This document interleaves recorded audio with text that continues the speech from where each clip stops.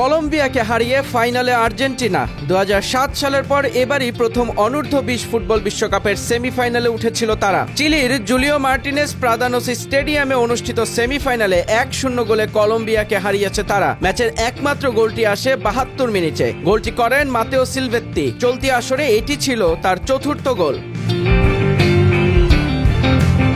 আক্রমণ, বল দখল আর শটের দিক দিয়ে দুই দলই ছিল প্রায় সমানে সমান। কলম্বিয়া 54% পজিশন রেখে 13টি শট নেয়, যার মধ্যে 4টি লক্ষ্যে ছিল। অন্যদিকে আর্জেন্টিনার 14 শটের মধ্যে 5টি ছিল অন টার্গেটে। শেষ দিকে কলম্বিয়ার মিডফিল্ডার জন এন্টারিয়া দ্বিতীয় হলুদ কার্ড দেখে মাঠ ছাড়লে 10 জনের দলে পরিণত হয় তারা, যা ম্যাচে ফেরার সম্ভাবনা আরও কঠিন করে দেয়। 18 বছর পর যুব বিশ্বকাপের ফাইনালে উঠল আর্জেন্টিনা।